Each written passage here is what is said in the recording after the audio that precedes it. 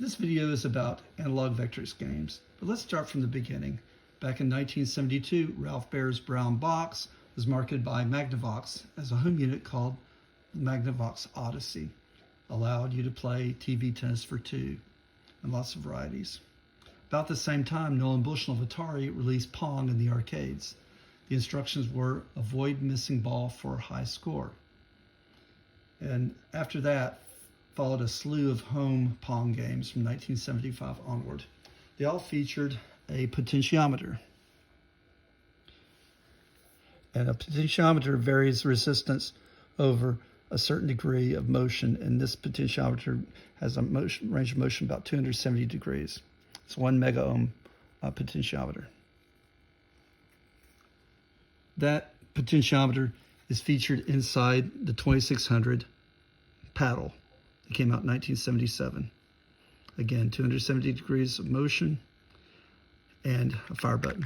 Now this paddle is unique because in year 2000, I was talking with Ronan Habit about developing new games, and we talked about maybe making an analog game, and I was like, well, you do it and I'll develop the controller. So I modified this standard Atari controller to work with the Vectrex.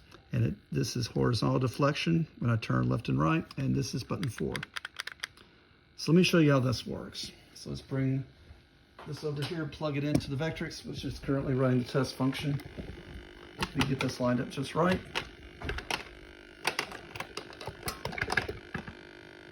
Plug this in.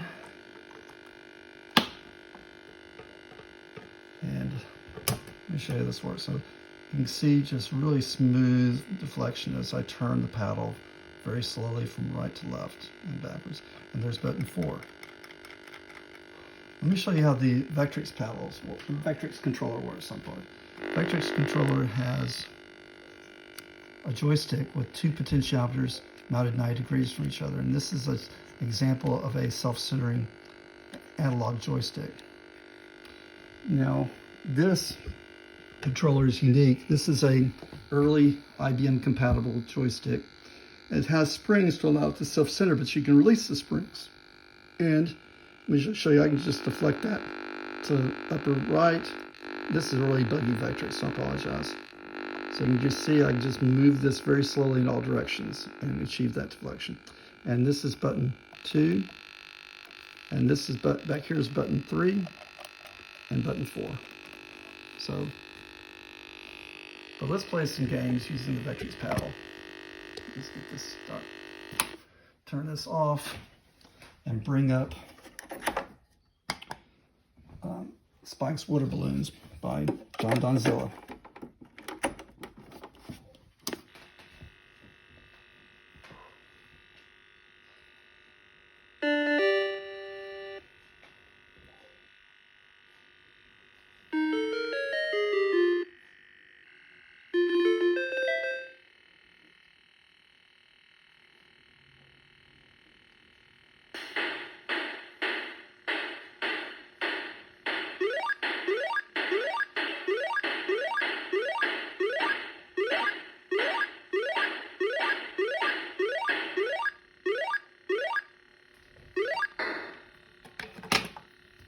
I think I'm getting a little jitter because I have this other analog joystick plugged in. So we'll get rid of that.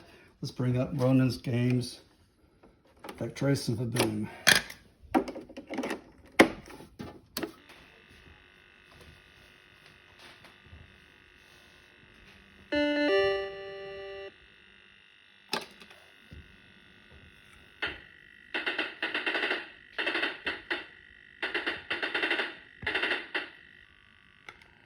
Vectrex.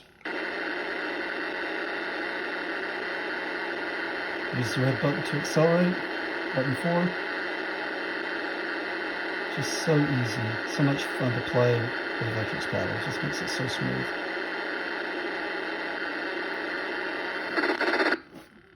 Bring up Vaboom, which is Ronan's version of Kaboom, the Atari. Whoops. Change that again.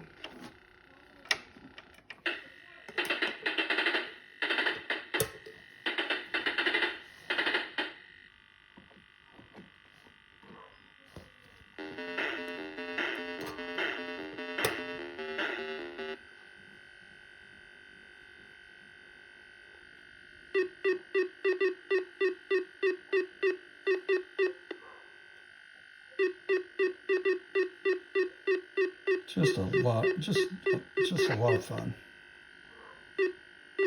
Oops, lost the paddle. Oops.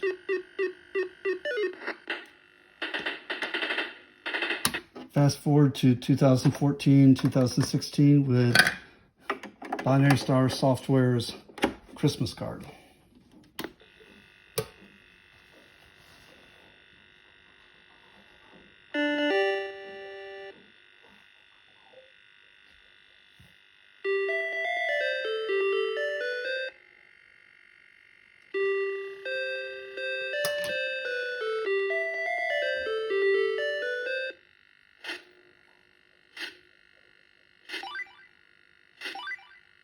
I was playing this earlier. Whoops, lost it. It's hard to imagine, but I was playing this game earlier. Got about 350 points. Let's bring up. There are 3 analog games on this cartridge.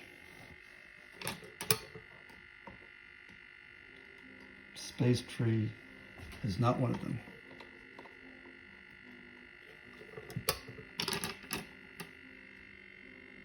Stocking filler, we played that already. Let's go for Save the Trees.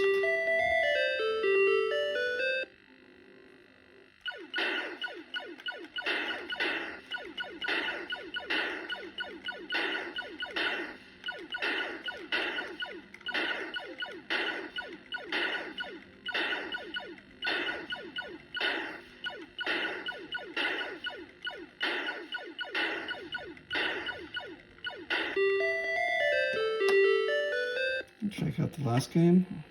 Last analog game on this cartridge.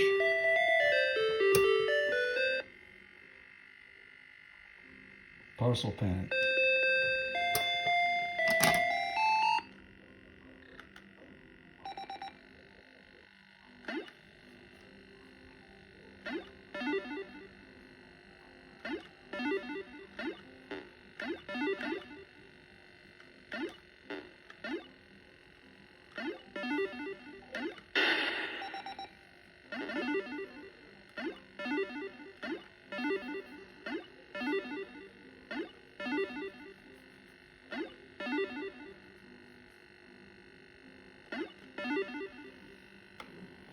Last game is Crossfire, which is on the test cartridge. Let's bring that back up.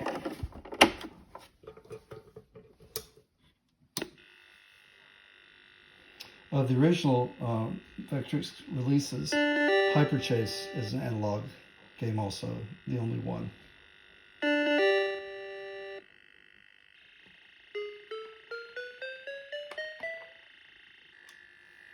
Now this can be either one person or two person game. One person's versus computer. Two person is using 2 Vectrex paddles.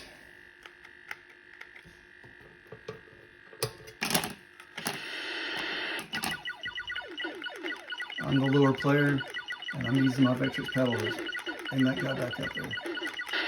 Awesome.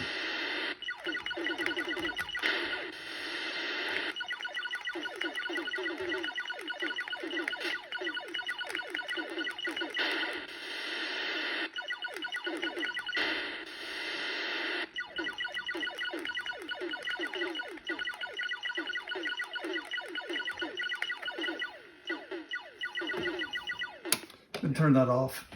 So if I wanted to play Hyperchase, this is the way I have things modified. I have additional buttons I can add to the Vectrex in series to play Hyperchase. It's just an example of different kinds of ways you can use this unique controller to play analog Vectrex games. Hope you enjoy the video. Bye-bye.